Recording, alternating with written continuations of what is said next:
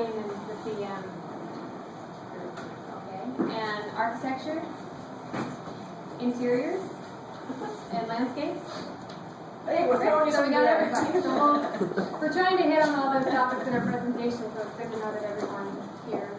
Interiors are sort of left the pictures out of interior, so. Okay, so after this breakout seminar, this breakout session, you obviously, hopefully already know what BIM stands for. But we're also going to talk about how Lewis and how we do BIM differently. You saw that great presentation this morning with Hunt and their Hollywood BIM.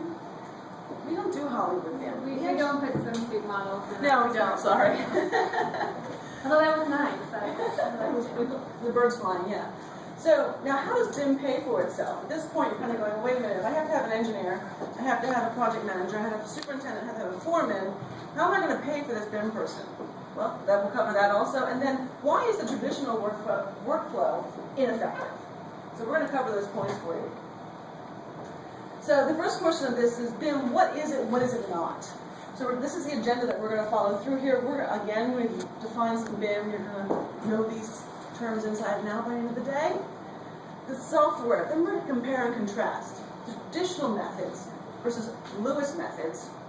And you're going to notice that we do things a bit differently than what you've heard already. We make the software work for us. We tell the software what we need it to do. And it's out-of-the-box software, so anything that's proprietary.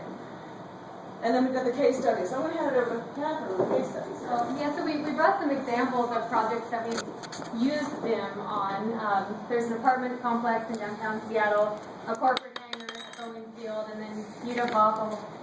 It's UW, but it's still a cool project. So we're going to talk about those examples. And ask her what she did to the board form at Bothell.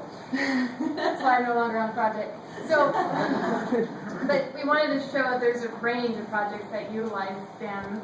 And then talk to you about Lewis and just the BIM professional and that we are hiring. And then open it up for Q&A. But please, throughout the presentation, if you have questions, we want this to be fun for everyone. So, who is Lease, Crutcher, Lewis? We are a general contractor located in Seattle. We have an office in Portland as well. Been in business over 125 years. It was a family-owned company and just recently became employee-owned. So we do everything from high-rise office buildings to schools, medical, Amazon, and retail. So pretty much the whole gamut we do. We're just a smaller firm than some of the others that you've heard from today, but we still do a lot of fun projects. Okay, so I'm not going to press this button here. So BIM, what does it stand for, guys? Building information model. Thank you. So is a BIM model a correct term? No. I still say BIM model. ATM machine. So. Yeah, it's 18, yeah. So it's okay. It's all right. So yeah, building information model. Then we heard BIMs. What would BIMs be? Any idea on that one? Model systems. Systems, yeah. Models, yeah. Well, actually, yeah, the last one was multiple BIM models. Ooh, going that way, didn't I? Building information model management and maintenance. It throws in that 6D aspect of it, okay? Now, we all talked about 4D, 5D, and 6D. I'm really liking things that are real simple and concise, so here's my definition, okay? 4D is your model plus time. 5D is your model, time, and cost, and 6D is your facilities maintenance for life of the building. And we have some examples of these here for you. So we have the 4D example here, which is actually can be combined in the 5D. So this is the hangar. This is not Kathryn's hangar. This hangar was actually a proposal that we did. This is a Navisworks image. So we modeled it up in Revit and dropped it over into Navisworks. And I got to come over here to this button. Actually, just there we go. Okay. While this is running right now, this is the hangar, just kind of showing the owner how the building is going to be constructed. So you'll notice up in the top left-hand corner, it's running through the week cycle. Now this looks different than the ones you've seen before. This is Navisworks running the simulation. Now that's the 4D aspect of it, because we're showing you by week 12, this is where your building will be through the construction process. But we can also add a cost to this. So we can show you that at 43% of construction, you've gone through 58% of your budget. That could be a problem. But that's not something I put in here, but you can do that inside of Navisworks. And Navisworks links back with your Revit model. Yes, the scheduler can put this together. I can take her file, I can drop it out to an Excel spreadsheet and put that back into Navisworks. So I'm going to let this run through here. You notice the floor was actually done in a different sequencing. That was what was required by the manufacturer. And then the two planes to fit inside of the hangar. It's actually, let's kind of touch on that for all the CM students that are here. I mean, the reason why they place the slab in those segments is to save on form work. So you do a section, skip one over, and then you come back and just infill it as opposed to doing form work all the way along. And it also kept the control joints spaced such that the epoxy flooring that we applied after the fact didn't crack all over the place. So that was a big thing with the epoxy, special epoxy in this one. Okay, now 6D. The other presentations have touched on 6D, and this is how we're using 6D right now out in a project. The QR code readers, you're seeing these everywhere. Well, we're using them now. We're going to apply one to a door frame. When the facilities maintenance guy comes in, he takes his whatever piece of equipment he has, he'll scan that. This is an internal network. Inside the internal network is all this information, and they can glean from that QR code reader all of the assets that are in that room. So not only what VAV box in there, but they can actually see the maintenance logs. When was the last time that we changed a filter? So this is one of the simplest ways of using 6D in the as-built side of it. The enhanced virtual reality, that's what you saw Hunt Construction doing with that 360 glue. He takes his iPad and rolls it up. That's what he was doing with that aspect of it. We found a little cost prohibitive for the smaller jobs, so we didn't use it for that one. But we found technology that worked for what we needed it to do, and that's why we have this QR code reader. Yeah, so this is actually from the UW Bothell project. So their facilities team has embraced this QR code technology, and we are using it on the science building that we're building up there in Bothell. This looks familiar, doesn't it? This is the third time we've seen it. Yes?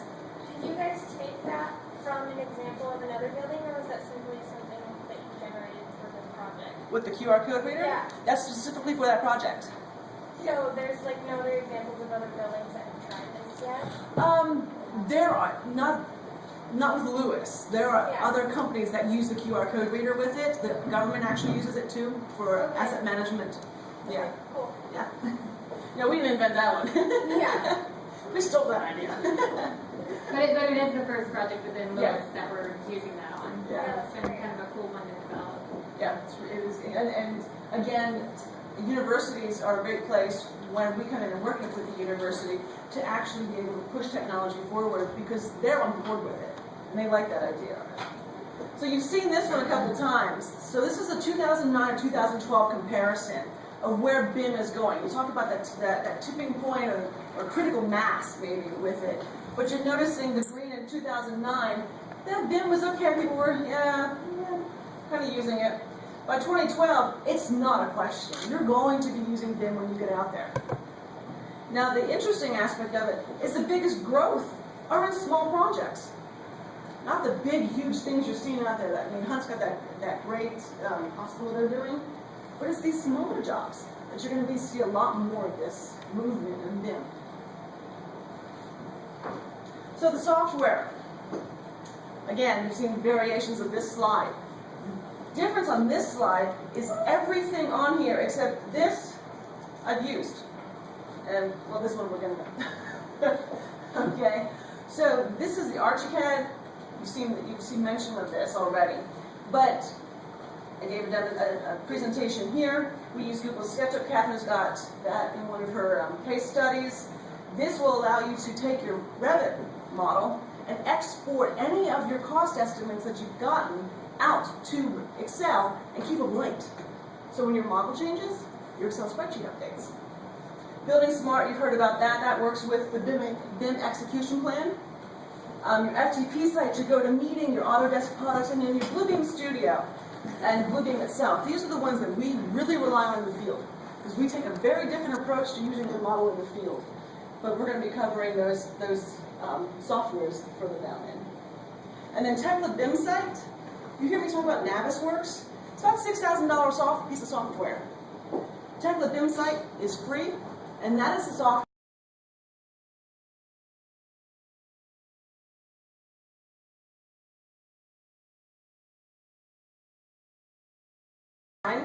Why do designers want to use BIM? Especially when it's not as fluid as you need it to be to design. Ours is the only trillion-dollar industry in the history of the world in which clients routinely demand the most inefficient processes, creating the least amount of value. So this professor here from the Rice University pretty much put it all into a nutshell there. Why are we giving our clients a product that isn't of the highest caliber? And this is what we're going to be showing you here. The BIM process has to change. If we're being ineffective in what we're doing to create this building, we need to change our process. And we're actually changing this process because this white line, that was where all our effort used to be.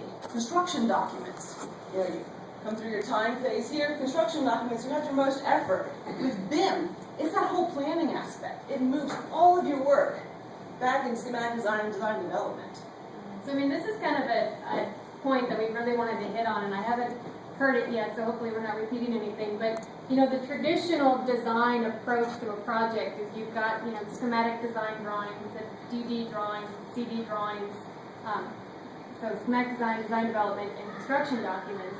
And that's how the AIA contracts are still written for architects. I mean, they're still to make those deliverables on every project. What's happening with the BIM is because in order to get the BIM model fluid with all the information that you need, you have to shift the design and all the work up front.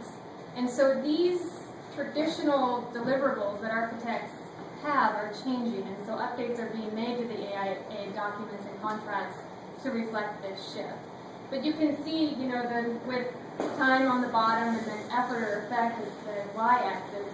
You know, if you shift all the work up front, it has minimal effect to cost, and there's also a lot less effort as opposed to making the change out in the field where it's going to be a much higher cost and take a lot more effort. So it's kind of a paradigm shift, even for me. You know, I've been in the industry for 15 years, and I'm so used to having these 4 design deliverables, and to switch it up and, you know, use the BIM model has been interesting.